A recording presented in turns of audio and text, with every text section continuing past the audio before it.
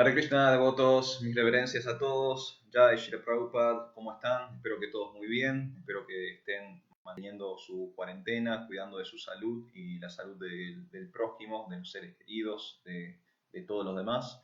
Estamos aquí nuevamente para lo que sería en un medio ambiente normal el espacio o el horario del encuentro espiritual urbano de Hare Krishna Mar del Plata, pero en las últimas semanas debido a esto de la cuarentena, estamos con esta modalidad online, así que hoy estamos nuevamente aquí en este espacio virtual a través de Facebook Live para poder charlar con ustedes sobre lo que es el tema de estudio de este mes para Hare Krishna Mar del Plata. Aquellos que sintonizan por primera vez o no conocen bien cómo es nuestra modalidad, bueno, Hare Krishna Mar del Plata es un colectivo cultural de la ciudad de Mar del Plata justamente y nos dedicamos a la difusión de la cultura del Bhakti Yoga. Dentro del mundo del yoga, dentro del gran espectro del yoga, hay muchas escuelas, muchas tradiciones. Nosotros, como devotos Hare Krishna, nos encapsulamos, nos alineamos en una de esas tradiciones y es la tradición del Bhakti Yoga y nuestro colectivo cultural Hare Krishna Mar del Plata se dedica justamente a la difusión de esa filosofía en distintas partes de la ciudad y también en otras partes de la zona alrededor de la ciudad de Mar del Plata. Habitualmente en este espacio tenemos un programa todos los domingos en nuestra sede, en Espacio Govinda, pero bueno, ustedes ya saben, cuestiones de la cuarentena internacional, hemos trasladado todas nuestras actividades a este foro virtual o a internet o a las clases online. Así que hoy, en lo que sería el espacio habitual para nuestro encuentro espiritual urbano, vamos a estar con esta charla y el día de hoy, como también hacemos en otros meses, como hemos hecho en otros meses anteriormente, tratamos un tema. Hoy estamos inaugurando el mes de abril para las charlas en vivo y estamos con el tema del control. Durante todo el mes de abril en Hare Krishna Mar del Plata, a través de nuestros grupos de estudio en WhatsApp y en los distintos medios que tenemos para comunicarnos, vamos a estar trabajando el tema del control y es el título de la charla del día de hoy. Hoy vamos a indagar un poco en el concepto del control, acerca del verdadero control y la verdadera libertad que tengo con respecto a qué controlo y qué cosas no controlo. Así que bueno, esa va a ser la temática del día de hoy. Para aquellos que no me conocen, mi nombre es Alfredo Di Florio, mi nombre espiritual es Arjuna Sakadas, y también van a poder ustedes interactuar con esta charla del día de hoy a través del espacio que tienen para los comentarios. ¿Sí? Este tablero, esta plataforma de Facebook nos permite un espacio para comentarios, así que algunos si quiere ir escribiendo y comentando, opinando, sugiriendo durante el transcurso de la charla, yo cada tanto voy a estar atento a los comentarios y voy a chequear y si hay alguna pregunta o algo para comentar, para que podamos interactuar entre nosotros, bienvenido sea, no hay que esperar hasta el final, me pueden interrumpir en cualquier momento que ustedes quieran. Desde ya agradezco a los que se están sumando, Lucía, Susana, Rodrigo, bueno, todos los que están ahí del otro lado, Madre Chaitanya Lila ya está online también, ya tenemos varias personas escuchando, seguramente algunos más se van a ir sumando, así que voy a ir repitiendo esto de los comentarios para que ustedes en cualquier momento que lo deseen puedan empezar a interactuar a través de ese foro de comentarios que tiene esta plataforma.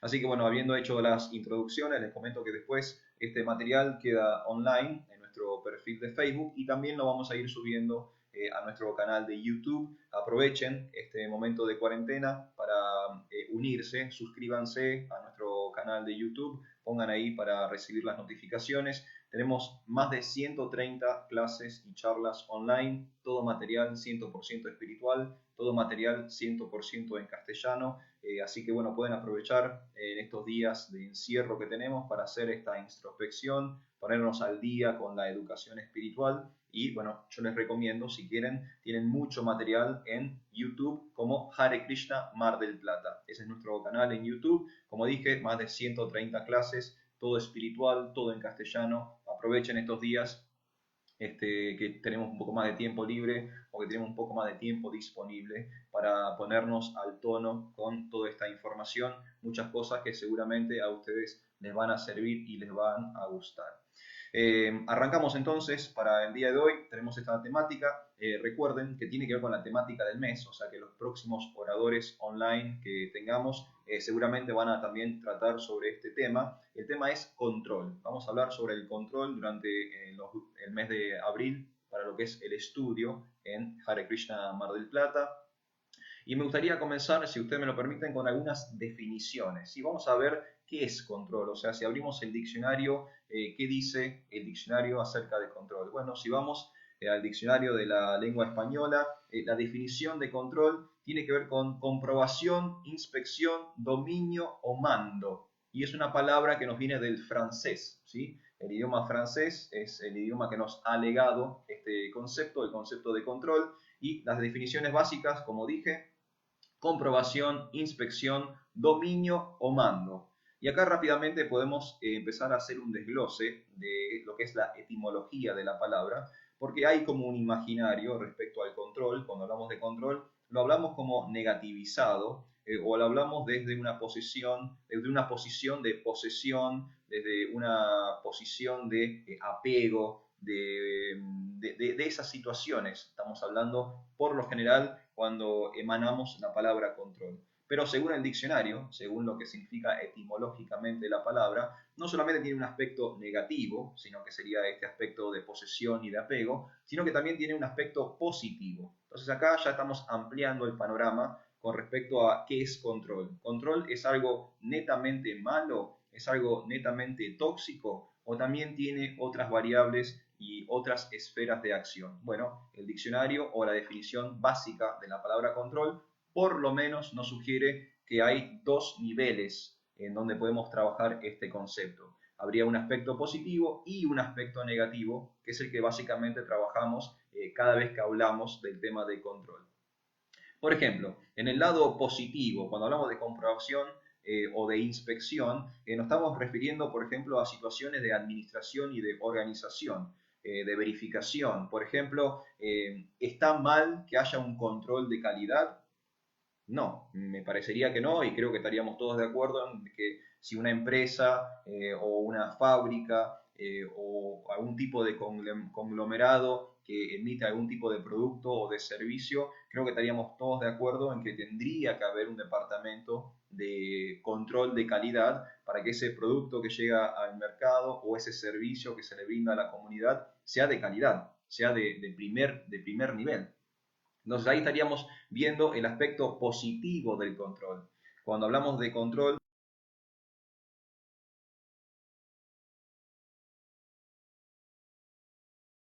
estas nociones que tienen que ver con la inspección y la verificación, entonces control no sería algo netamente malo, sino que tiene este lado positivo, y doy el ejemplo como el que di recién.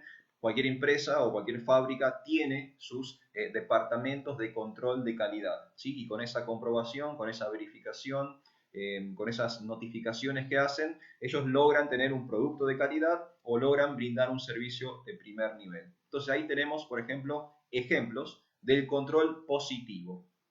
Ahora vamos hacia el otro lado, porque dijimos que esta es una palabra que se puede definir de varias formas, y no solamente como comprobación e inspección, sino que control también se puede definir como dominio y mando. Y acá ya tenemos un aspecto más oscuro o negativo, porque estaríamos hablando sobre cierta imposición, cierto apego, cierta explotación, cierta ansiedad, cierta posesión, y ahí ya es un poco de lo que hablamos habitualmente cuando hablamos de control en la forma más coloquial o más cotidiana. Es este aspecto negativo, el control como sinónimo de posesión, este control como sinónimo de apego, este control como sinónimo de no poder soltar, no estar libre para poder tener algún tipo de discernimiento personal individual. Entonces, primera aclaración que tenemos que hacer, ¿hay aspectos negativos del control? Sí, por supuesto, y creo que la mayoría de las personas que tienen algún tipo de afección relacionada con el control, ya sea emocional o psicológica, está hablando o está insertada en esta esfera de existencia del aspecto negativo del control. Pero tengamos en cuenta o veamos también que existe un aspecto positivo del control que está más vinculado con la administración, con la organización y y tiene que ver con la verificación, tiene que ver con la comprobación y no tiene que ver específicamente con estar apegado a un resultado o querer poseer una cosa, una sustancia o una persona. ¿Sí? Son dos niveles distintos y el control tiene ese abanico lo suficientemente amplio. Nosotros quizás estemos siempre patinando sobre lo mismo o inmersos en una sola esfera del control, en un solo ámbito del control, que es la parte más tóxica o negativa, y es por eso que vemos al término como algo malo o justamente como algo negativo y tóxico. Entonces quería hacer esa primera aclaración. Hay por lo menos dos caras al concepto de control, tenemos un lado bueno, tenemos un lado malo. ¿Por qué siempre hablamos entonces negativamente del control? Esa sería una buena pregunta para hacernos. Ya que hay un aspecto positivo del control, ¿por qué yo no puedo como individuo sumergirme en esa parte positiva del control? ¿Por qué siempre cuando hablo de control o por qué siempre cuando tratamos el tema lo estamos hablando negativamente o lo estamos hablando de su aspecto más tóxico? Esa es una pregunta disparador para el día de hoy, que a su vez me da dos preguntas más, y son las dos preguntas que yo voy a intentar resolver o contestar, o por lo menos traer sobre la mesa con algo de información, y son las siguientes. ¿Cuál es el hábito positivo del control? ¿Y por qué me surge el deseo de control? ¿Sí? Son estas dos preguntas que vamos a trabajar el día de hoy con respecto a este tema de control. Las repito, la primera tiene que ver con el ámbito positivo del control y en la segunda, ¿por qué tengo el deseo de control? Entonces ya hemos definido qué significa control, significa comprobación, verificación, dominio, mando, inspección, ¿sí? Eso es básicamente lo que significa la palabra control, es una palabra que nos viene del francés, dado que tiene este abanico amplio o estos parámetros amplios en cuanto a lo etimológico, podemos establecer dos niveles o dos esferas distintas, dos ámbitos distintos en el que podemos tratar el tema. Podemos tratarlo positivamente, por ejemplo, comprobación o control de calidad, y podemos tratarlo negativamente con esta cuestión del dominio, el apego o la posesión, ¿sí? Dos niveles para la existencia del control.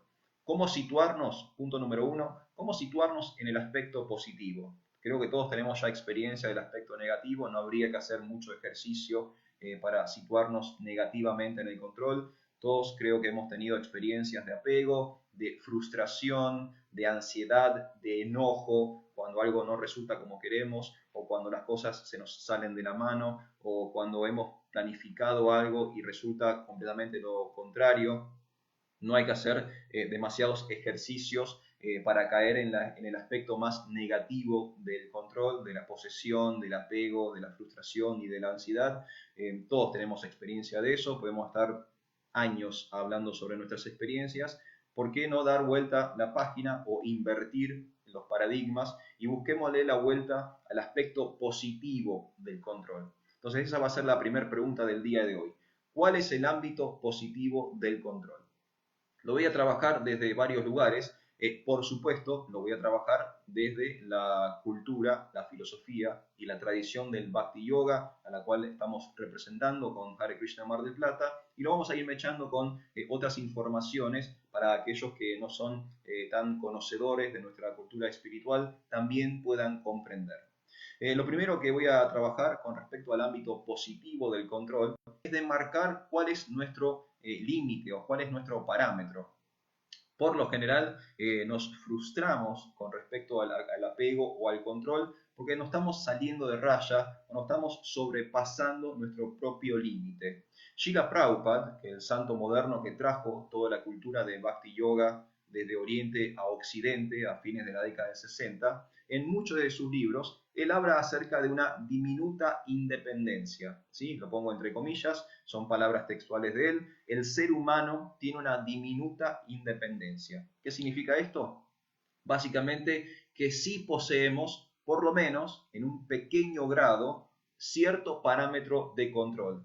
Quizás ese control no sea constante, quizás no sea absoluto, pero sí hay una pequeña esfera o un pequeño ámbito donde yo tengo las riendas del asunto, donde yo sí puedo gobernar y donde mis decisiones sí tienen un impacto real y profundo. Una diminuta independencia.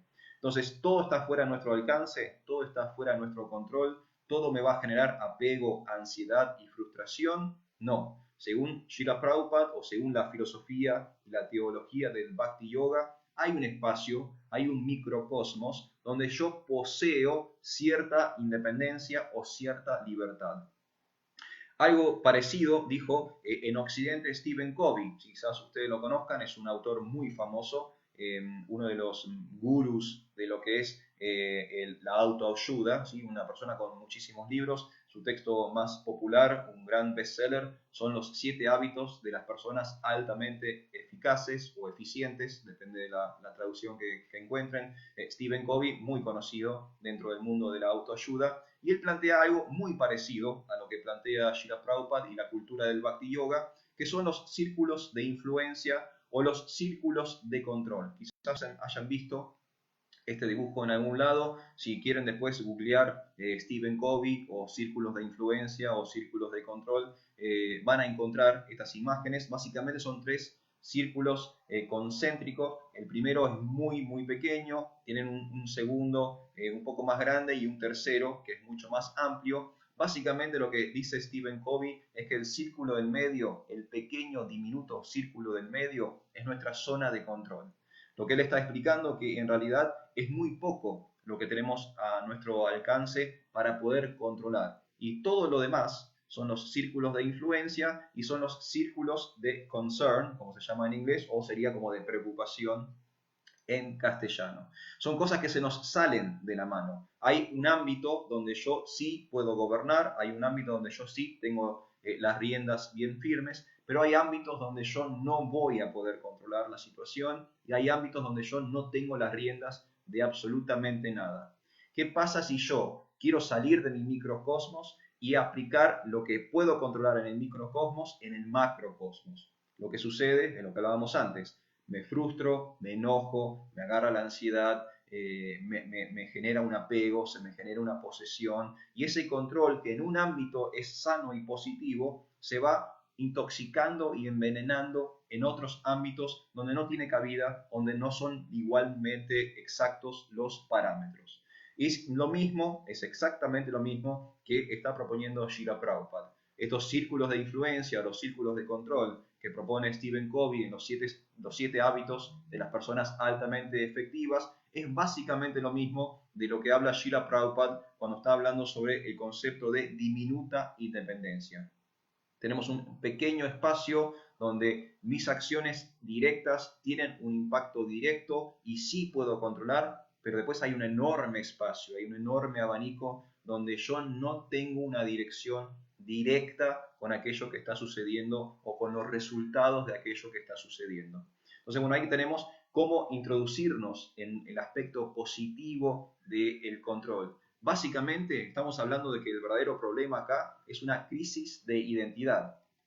A lo que me estoy enfrentando en esta perspectiva o en esta situación es que yo tengo una falsa percepción de cuáles son mis límites, quién soy yo en realidad y hasta dónde puedo alcanzar con mi control. Por lo general, y debido a que no entendemos quiénes somos en verdad, estamos intentando controlar cosas que están fuera de nuestro microcosmos, o estamos intentando controlar cosas que están fuera del ámbito de nuestra influencia. Me voy a frustrar, me voy a enojar, me voy a deprimir, voy a entrar en ansiedad y en pánico. ¿Por qué? Porque no estoy entendiendo mi verdadera posición. Todo esto tiene que ver con un concepto que existe en la cultura del Bhakti Yoga, sobre todo con la psicología del yoga, y es muy interesante porque el yoga hace un gran estudio de la mente. Si ustedes leen el Bhagavad Gita, básicamente los primeros 6 capítulos del Bhagavad Gita están estudiando la mente humana, sobre todo el capítulo número 6, hay un profundo estudio de la psicología del ser humano en el capítulo número 6 del Bhagavad Gita, y también en los Yoga Sutras de Patanjali, 2 de los grandes textos de la filosofía del yoga. Patanjali, durante toda la primera sección de su trabajo, básicamente estudia la mente humana y hace una especie de ensayo acerca de la psiquis del hombre y de la mujer, del yogi en general. Y los 2 textos, tanto el Bhagavad Gita como los Yoga Sutras de Patanjali, llegan a una conclusión. La conclusión es que hay una percepción errónea de nosotros mismos. Y eso en sánscrito o en el idioma original de la cultura del yoga se llama ahankara. Ahankara es lo que se denomina en el contexto del Bhakti Yoga el falso ego. Ya hemos hablado alguna vez, hemos tenido un mes dedicado al estudio de qué es el ego según la cultura del Bhakti Yoga. En la filosofía del yoga, ego no es negativo, como ocurre en Occidente. El ego es la identidad y todos nosotros tenemos una verdadera identidad. Lo que pasa es que en este momento estamos confundidos, estamos perdidos en una niebla de materialismo y eso nos genera un falso ego o una falsa identidad, una falsa percepción de nosotros mismos. Es en este ahankara que comienzan todos los errores.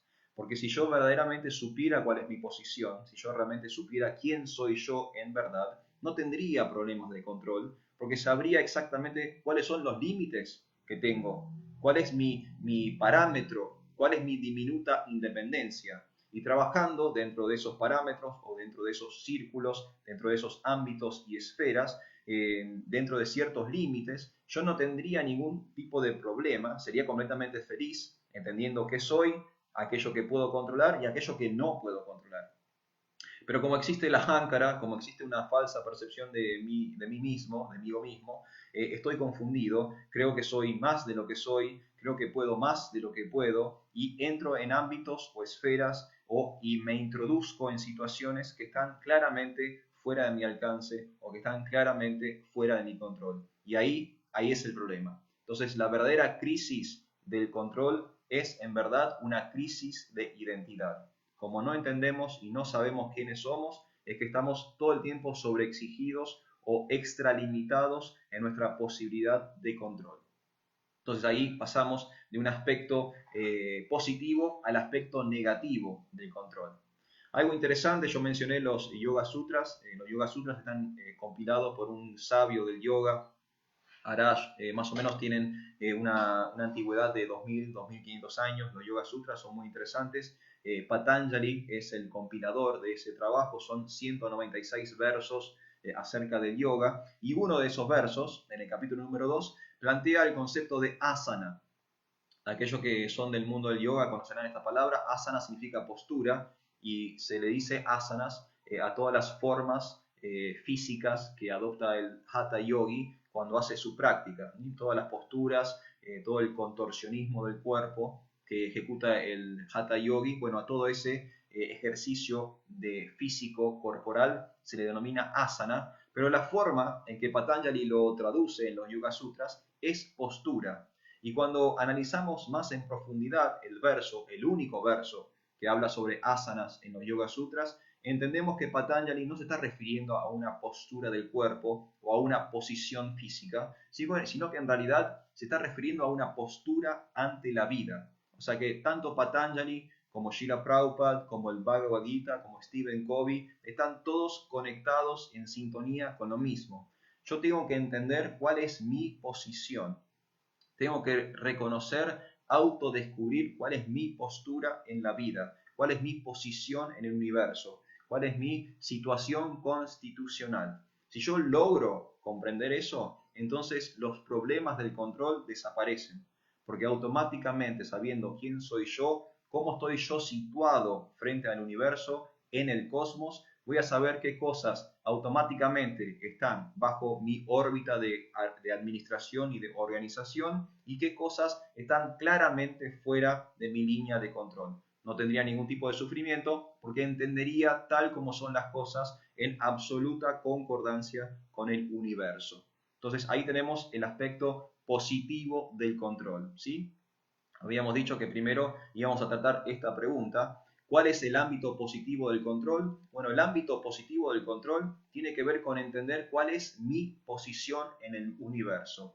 Si yo me creo que soy el más fuerte del barrio, si yo creo que soy el más macho de los machos, si yo creo que soy el más rico de los ricos, el más fuerte de los fuertes, si yo creo que soy algo que en realidad no lo soy, siempre voy a tener frustraciones, siempre voy a estar enojado, siempre voy a tener ansiedad, siempre voy a tener apego, siempre voy a intentar dominar, poseer y explotar, porque siempre voy a estar fuera de mi propio eje de existencia. Ahora, cuando me entiendo tal como soy, cuando comprendo que solo es una diminuta independencia la que yo tengo, cuando entiendo que mi microcosmos o mi círculo de control es bien pequeño, bien diminuto, entonces no va a haber ansiedad, no va a haber frustración, no va a haber enojo, porque voy a entender mi situación y voy a entender incluso lo que está más allá de mi situación. Y entendiendo que está más allá de mi situación, no me apego, no me frustro, no me enojo. Entonces, bueno, ahí tenemos una primera resolución a la primera pregunta. Y la segunda pregunta tiene que ver con lo siguiente: ¿cómo me surge el deseo de control? Y esto es algo interesante porque surgió en nuestro grupo de estudio. Como dije anteriormente, con Hare Krishna Mar del Plata tenemos un grupo virtual, que es un grupo en WhatsApp, donde acompañamos estas charlas para todos juntos durante el mes ir estudiando. En vez de tener simplemente 4 charlas por mes, tenemos todos los días diálogos y debates e intercambios de ideas a través de un grupo de WhatsApp, donde profundizamos un solo tema. Para el mes de abril va a ser el tema del control. Y muy inteligentemente, una de las personas, uno de los participantes de nuestro grupo, en los últimos días planteó el tema de cómo me surge el deseo de control. Porque no sé si ustedes se dieron cuenta, todos tenemos este impulso por dominar, por controlar situaciones y controlar personas también, ¿no? Todos estamos todo el tiempo queriendo poner cosas bajo de nuestro control, queremos poner cosas bajo de nuestra administración, estamos todo el tiempo intentando organizar absolutamente todo. Es una tendencia natural que tenemos todos nosotros. Esto también tiene que ver con nuestra identidad y voy a cerrar con esto antes de empezar a leer algunos de sus comentarios y pasar a algunos versos del Bhagavad Gita que nos van a ayudar a aclarar temas. ¿Por qué me surge el deseo de control? Hay una palabra muy interesante en la teología del Bhakti Yoga y es Ishvara. Ishvara es una de las formas en que, según la tradición del yoga, se le puede referir a Dios, ¿sí? Al ser supremo o a la divinidad. Ishvara significa supremo controlador, ¿sí? Es básicamente, si quisiéramos hacer algún tipo de paralelismo, es el equivalente del yoga al término de Señor, ¿sí? En la tradición judeo-cristiana, muchas veces cuando nos referimos a Dios nos referimos con el término o la palabra Señor, es el Señor, ¿sí? Con mayúscula. Bueno, similarmente en sánscrito existe la palabra Ishvara, significa Señor, también significa supremo controlador y es el Dios o la divinidad, ¿sí? Él tiene un control absoluto sin ningún tipo de restricción. Este Ishvara, este ser supremo, este Señor, este Dios absoluto, Él puede controlar todo, todo el tiempo y absolutamente nada se le escapa, ¿sí? Es la única entidad, es una única persona, es la única personalidad que tiene la posibilidad de un control absoluto, Ishvara. Nosotros como entidades individuales, somos denominados jivas. Jiva es una palabra que se puede traducir como entidad viviente o alma, ¿sí? Somos almas. Como almas somos partes y porciones del Ishvara. Nosotros como jivas individuales somos partes y porciones del Señor Supremo o de Dios. Y como estamos unidos en yoga con Él, tenemos aspectos en común y aspectos distintos. Por ejemplo, somos cualitativamente iguales, somos Sat Chit Ananda, o sea que somos eternos, poseemos todo conocimiento y somos felices. En ese sentido, somos uno con Dios, ya que Dios también es inmortal o eterno, tiene pleno conocimiento y es plenamente feliz. En ese sentido, somos iguales, compartimos características. Pero hay otro sentido donde somos diametralmente opuestos o distintos, y es que Dios es infinito y nosotros somos infinitesimales. ¿Qué significa infinitesimal? Significa que somos partes y porciones del infinito. ¿Qué pasa acá? Voy a dar un ejemplo. Si yo tomo una chispa del fuego, si yo analizo la chispa del fuego, la chispa en calidad es exactamente igual al fuego. Tiene exactamente las mismas características, alumbra, quema, brilla, es caliente, etcétera, etcétera, etcétera. Ahora, ¿una chispa es igual a un gran fuego o una enorme fogata, un gigantesco incendio? No, es apenas una minúscula porción. Bueno, similarmente somos así nosotros las almas. Somos esa diminuta porción del todo absoluto, ¿sí? La gota de agua es otro ejemplo. Si yo quisiera analizar químicamente el mar, el océano, no hace falta que tome todo el océano, con apenas una gota del océano es suficiente, porque dentro de una gota de agua de mar están todas las características y todas las cualidades del océano. Es húmedo, es salado, ¿no? Tiene todos los componentes que tiene ese enorme cuerpo de agua. Similarmente nosotros tenemos todos los componentes que tiene el Señor. Y si el Señor es el supremo controlador, uno de los componentes que yo tengo como jiva o como parte individual es que tengo un pequeño porcentaje de ese deseo o de esa tendencia de control. Y de ahí o de ahí nos surge a todos nosotros esta tendencia de querer controlar situaciones o personas o hechos o circunstancias. Es algo innato, ontológico. Dios es el supremo controlador, yo soy una porción de Dios, por lo tanto tengo una porción o un pequeño porcentaje de ese deseo de control. ¿Cuál es la diferencia? Él puede controlar todo, yo casi no puedo controlar nada, o tengo una diminuta independencia, o tengo un pequeño microcosmos donde sí puedo controlar y puedo manipular y puedo dominar situaciones. Entonces, el control, en un sentido innato, ¿es algo malo? No, no es algo malo. Es una cualidad o una característica de Dios que yo estoy heredando por ser una parte y porción de Dios. El problema es el ahánkara, el falso ego. Yo creo que soy Dios, yo creo que tengo el dominio absoluto, yo creo que puedo ser el supremo controlador, y cuando quiero actuar como algo que no soy, o sea, que cuando quiero ser un hipócrita, cuando quiero mentirme a mí mismo y mentirle al universo, salgo lastimado y paso de un aspecto o de un ámbito positivo de control a un aspecto o un ámbito tóxico y negativo del control. Entonces ahí hemos respondido nuestras dos preguntas básicas para el día de hoy. Las repito para que todos estemos en sintonía. La primera pregunta que habíamos hecho era ¿cuál es el ámbito positivo del control? Y el segundo, ¿cómo me surge el deseo de control? Y bueno, y ahí rápidamente hemos podido resolver ambos. El ámbito positivo del control es este microcosmos que yo tengo, donde existe una diminuta independencia y donde sí tengo, en un pequeño círculo de influencia, la posibilidad de administrar y de controlar, de corroborar, de organizar algunas cosas. ¿Y de dónde surge el deseo de control? Surge de Dios mismo. Diciendo que yo soy una parte de Dios, tengo intrínsecamente una parte de ese deseo. Voy a fijarme si hay algún comentario o alguna opinión en nuestro tablero. Recuerden que ustedes pueden hacer sus opiniones y sus comentarios justamente aquí en la sección de los comentarios. Yo cada tanto voy a ir chequeando para que no quede como una charla de loco, así de monólogo.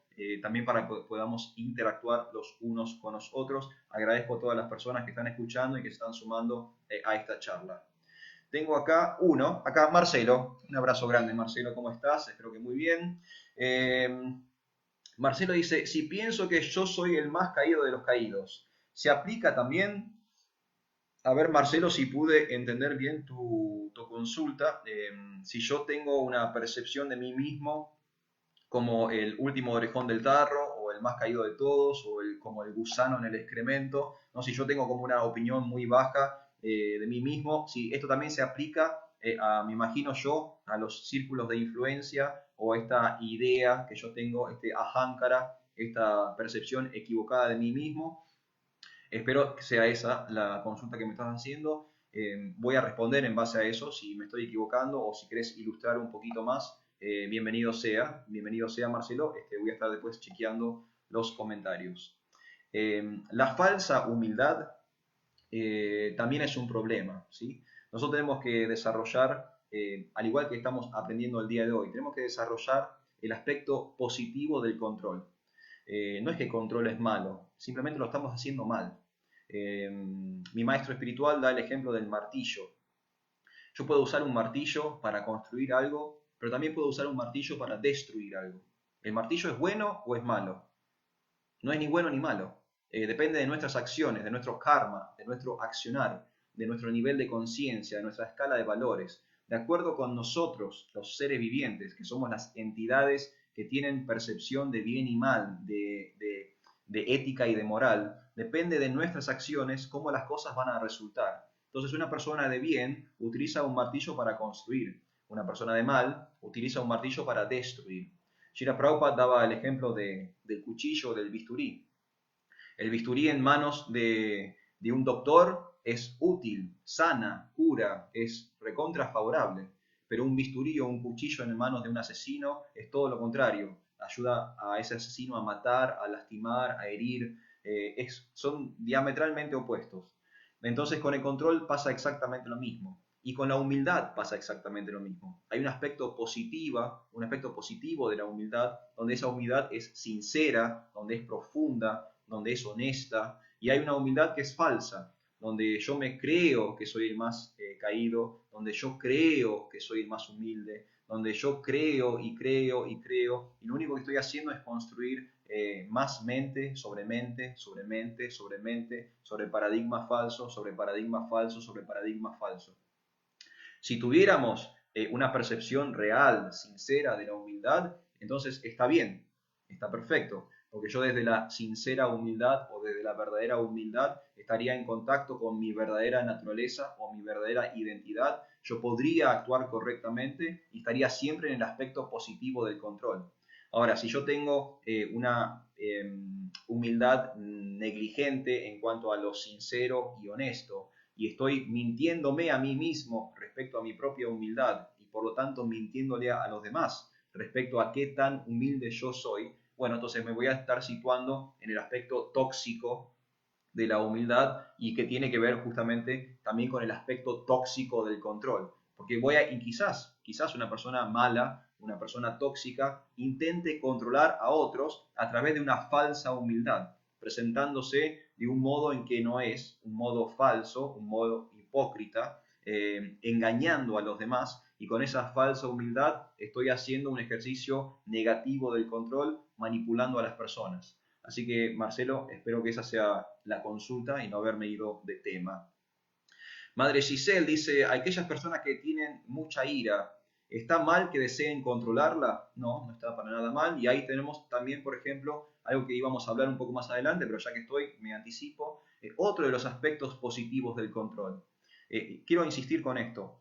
Control no significa algo intrínsecamente negativo. Nosotros lo estamos negativizando desde nuestro idioma, siempre hablando del control como posesión, como dominio, como manipulación. Pero control también puede significar organización, administración, y también hay un autocontrol, ¿sí? Hay reglas, hay regulaciones, hay sadhana, lo que dentro del mundo del yoga se conoce como los hábitos o las rutinas saludables que un practicante lleva a cabo, y eso es también una forma de controlar. Por ejemplo, Madre Giselle plantea el tema de la ira, una persona iracunda. ¿Hace bien en controlar su ira? Por supuesto que hace bien, porque su ira, ese aspecto tóxico y negativo de su carácter, la lastima a la persona y lastima a las personas que la rodean. Si esa persona pudiera hacer un ejercicio positivo del control y dejar en línea o ponerle un parámetro o un límite a su enojo y su ira, estaría haciendo un ejercicio justamente sano del control, porque controlándose, autocontrolándose, estaría curándose a sí misma y ayudando a los demás. Así que, Madre Giselle, espero haber también respondido eso. ¿Está mal desear controlar la ira? No, no está mal, para nada. Está bien que hagamos ejercicios de autocontrol. Buena parte del yoga tiene que ver con ejercicios de autocontrol. Ponerle límites a la toxicidad, ponerle límites a los vicios, ponerle límites a la especulación, ponerle límites a la violencia, ponerle límites a todo aquello que me daña a mí mismo y que por lo tanto está dañando a los demás. Acá tengo otra consulta, en este caso es Claudia, dice, ¿hay una relación entre el miedo y el control? Sí, por supuesto. El aspecto negativo del control está casi exclusivamente basado en la inseguridad. Cuando yo estoy muy inseguro de mí mismo, cuando tengo miedo, cuando tengo incertidumbre, y soy una persona violenta o manipuladora, automáticamente voy a intentar controlar una situación. ¿Por qué? Porque creyendo que controlo una situación o controlo una persona, estoy creyéndome falsamente que estoy en una posición de superioridad o que soy más fuerte o más inteligente o más bueno o más virtuoso, etcétera, etcétera, etcétera. Ahankara, falsas percepciones de uno mismo. Entonces, sí, Claudia, te puedo decir que hay una estrecha relación entre el miedo y el control negativo, el control tóxico, porque no hay relación entre el control positivo y el miedo, ¿sí? El control positivo no tiene que ver con el miedo, nada que ver. Pero el control negativo, el control que tiene que ver con la posesión, el control que tiene que ver con la manipulación, el control que tiene que ver con el dominio y el mando, ese sí está relacionado directamente con el miedo, porque es un ejercicio de la inseguridad de esa persona. Esa persona se siente insegura y la única forma de establecer algún tipo de zona de confort es imponerse. Es el ejemplo del bully, ¿sí? El bully, ahora esta palabra o este concepto está bastante en boca de todos, sobre todo con las cuestiones educativas y los niños. Aquel niño que es el bully, que es básicamente el matón, es el que quiere imponerse, es en última instancia una persona insegura. Porque si esa persona tuviera más contención, si esa persona tuviera más autoestima, si esa persona estuviera más feliz consigo misma, no intentaría imponerse o no intentaría intimidar a los demás para tener situaciones bajo control. Así que hay una relación entre el miedo y el control negativo. Sí, por supuesto, hay una estrechísima relación entre la inseguridad, el miedo y el control tóxico. Bueno, Marcelo me confirma que de eso sí hablaba. Bueno, Marcelo, gracias. Ahí estamos teniendo cierta telepatía para poder entrar en contacto con los temas. Me alegro, Marcelo, que estés ahí y muchas gracias por la consulta. Madre Chaitanya Lila dice, ¿se puede explicar cómo Paramatma, Dios en el corazón, quien controla nuestro interior? Sí, y de eso vamos a hablar ahora.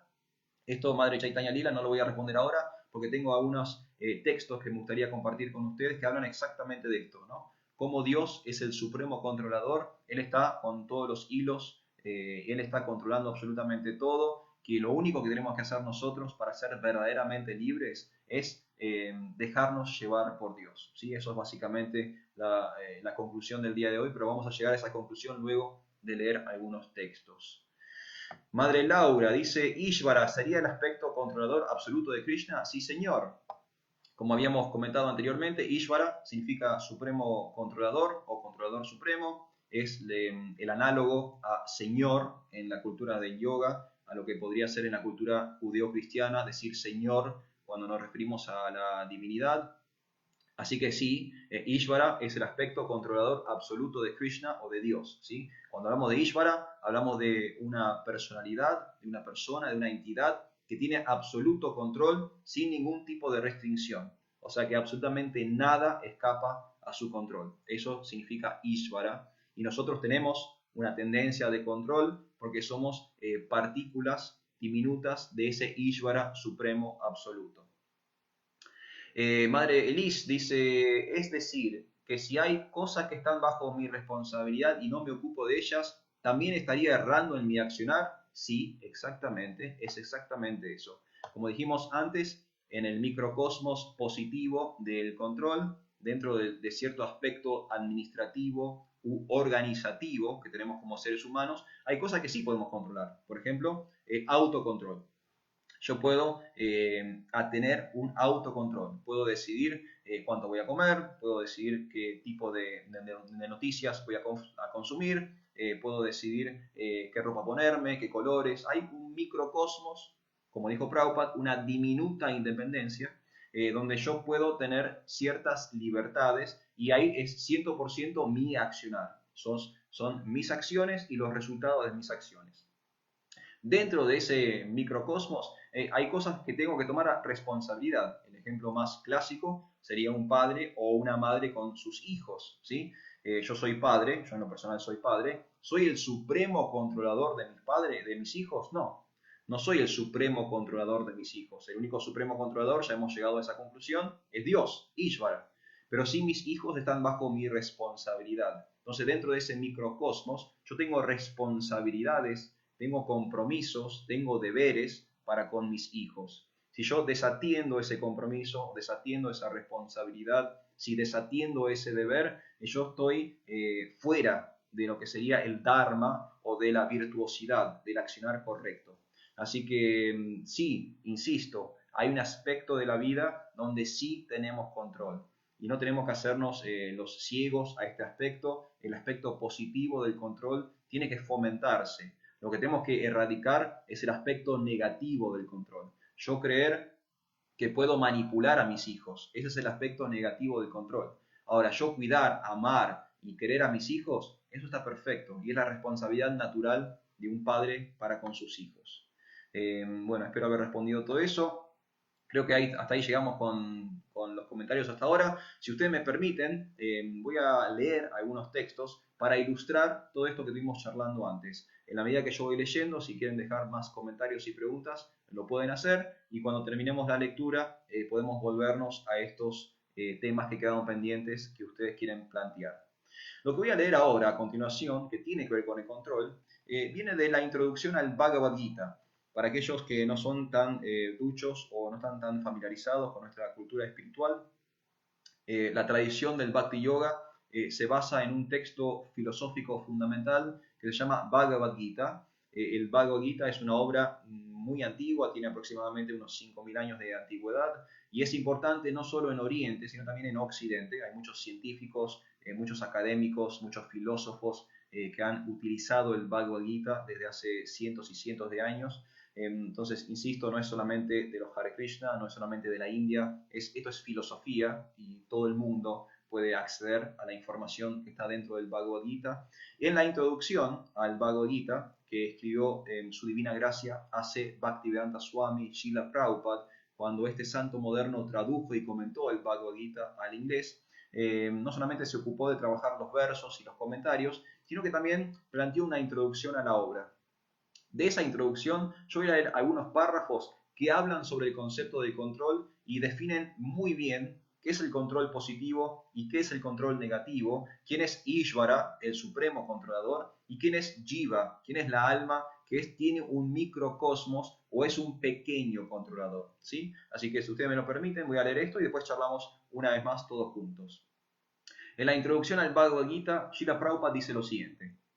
El Bhagavad Gita entraña la comprensión de 5 verdades básicas. En primer lugar, se explica la ciencia de Dios y luego la posición constitucional de las entidades vivientes, las jivas. Existe el Ishvara, que significa el controlador, y existen las jivas, o las entidades vivientes a quienes se controla. Si una entidad viviente dice que a ella no la controlan, sino que es plenamente libre, entonces está demente. El ser viviente está controlado en todo aspecto, al menos en su vida condicionada.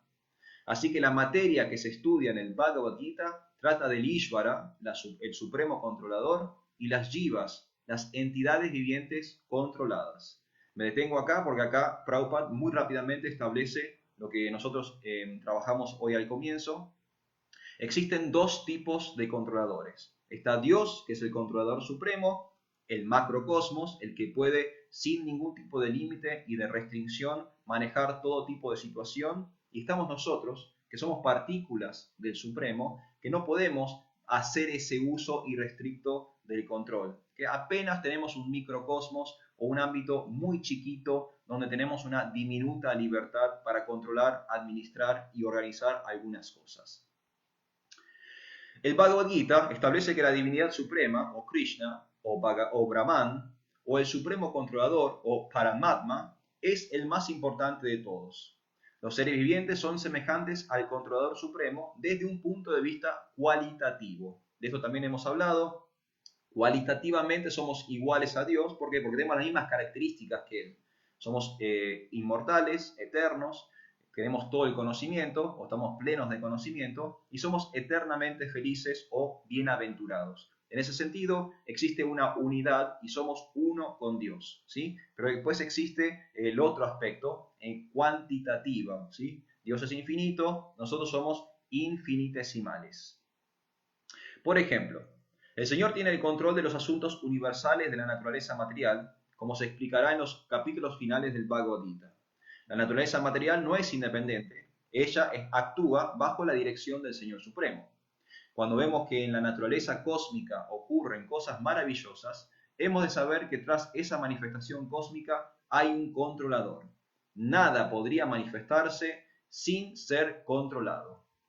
Muy interesante el planteo de Srila Prabhupada, que tiene que ver también con una pregunta que se le hace habitualmente a los creyentes o a los teístas.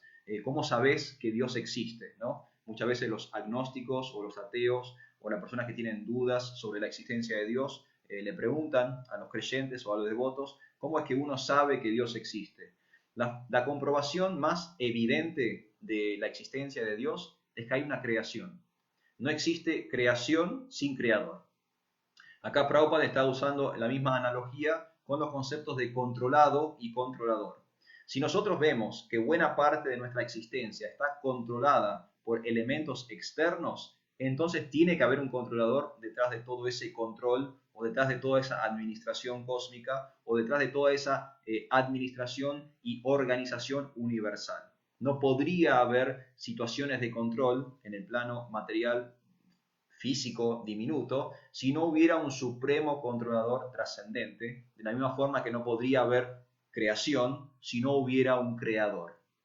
Puntos muy interesantes que está planteando Srila Prabhupada. Es infantil, dice Srila Prabhupada, y esto es muy interesante, es infantil no tener en cuenta el controlador. Por ejemplo, un niño puede que piense que el automóvil es algo muy maravilloso, pero un hombre adulto, cuerdo, conoce la naturaleza del funcionamiento mecánico del automóvil.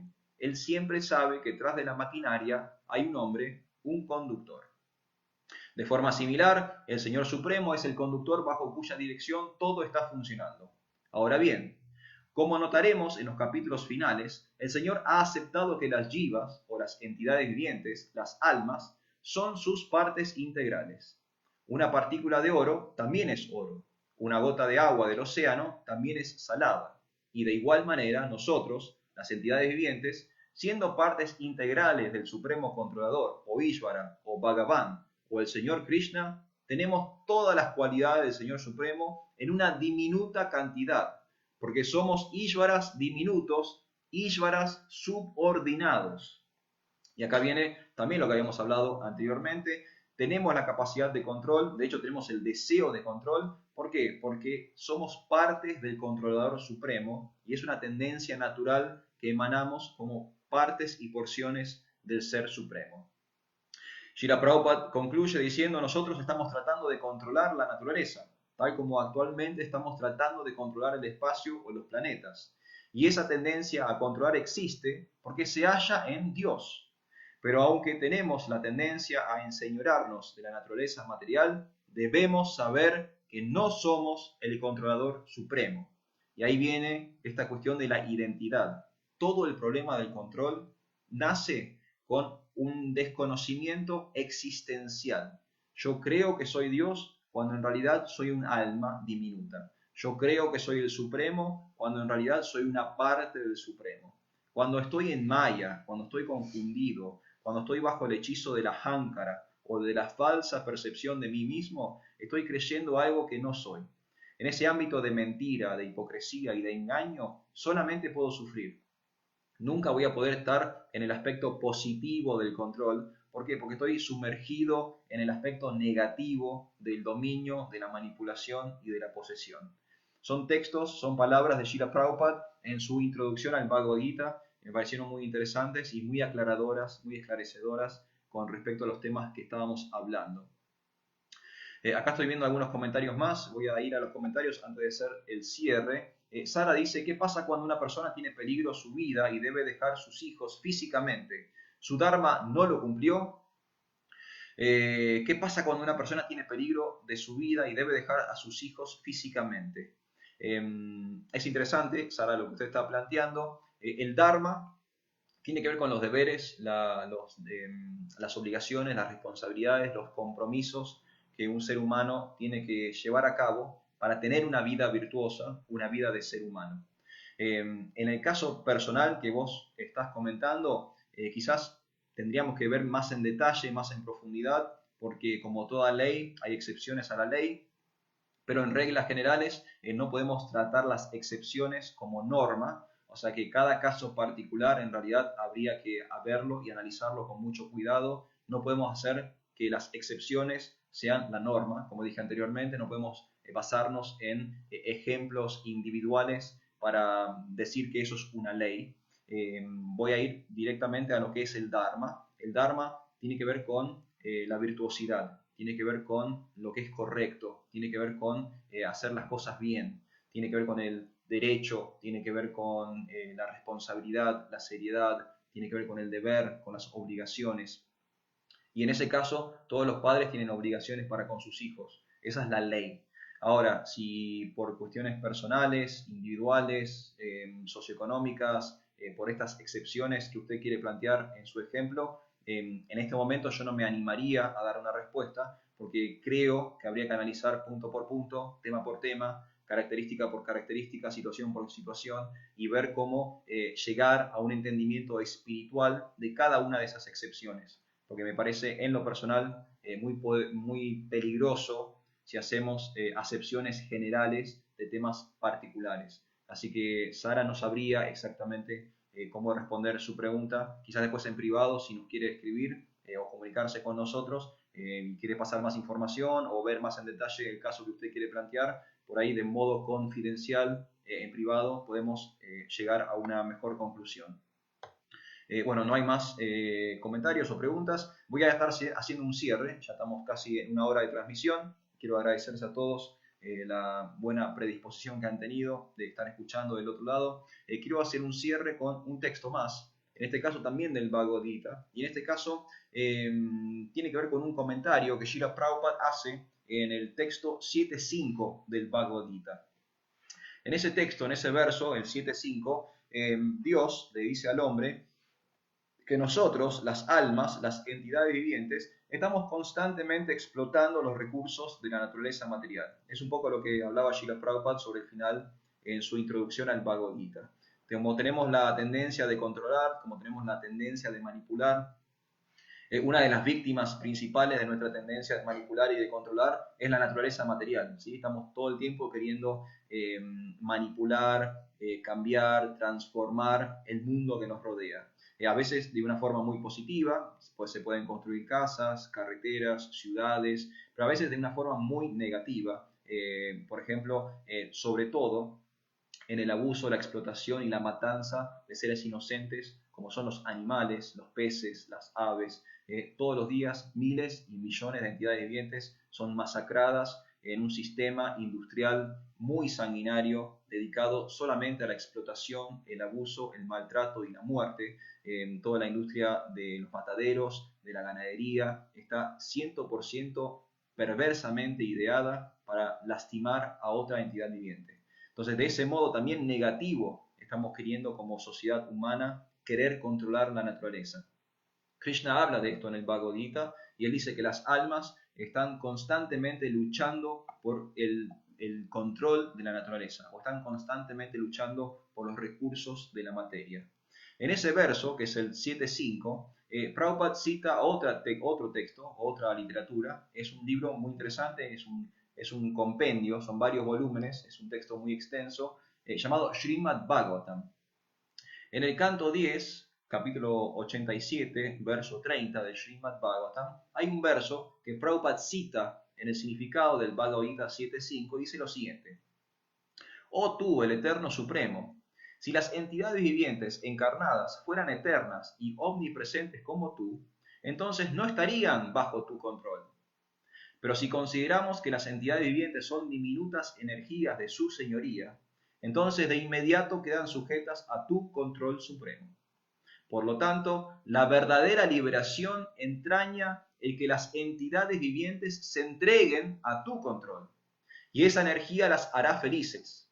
Solo en esa posición constitucional pueden ellas ser controladoras. Es muy interesante lo que plantea el Srimad Bhagavatam, este paradigma nuevo que se nos presenta. Esta charla tenía como título Control Supremo, Verdadera Libertad.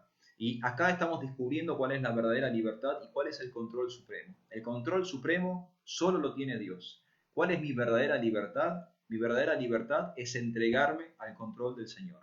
Si yo quiero patalear, si yo quiero luchar a capa y espada, a puño contra la naturaleza material, si yo quiero ir en contra de terco, de cabezadura que soy, contra los mandatos de Dios, solo voy a sufrir.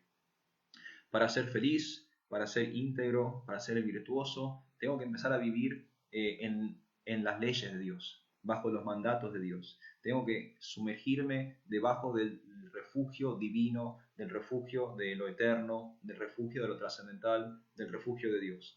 Dentro de ese refugio obtengo la verdadera libertad. y obteniendo verdadera libertad, tengo un espacio yo, como ser diminuto, de poseer algún tipo de diminuta cantidad de control. Solamente voy a poder controlar si estoy bajo el visto bueno de Dios. Si estoy fuera del ámbito de la gracia del Señor, no tengo ninguna posibilidad de controlar absolutamente nada. Prabhupada explica este verso diciendo lo siguiente: el Supremo Señor Krishna es el único controlador y todas las entidades vivientes son controladas por Él. Esas entidades vivientes son la energía superior de Él, porque la calidad de su existencia es idéntica a la del Supremo. Pero ellas nunca son iguales al Supremo en lo que respecta a la cantidad de poder. Mientras la entidad viviente explota la energía inferior burda y sutil, la materia, olvida su verdadera mente e inteligencia espiritual. Ese olvido se debe a la influencia de la materia en la entidad viviente.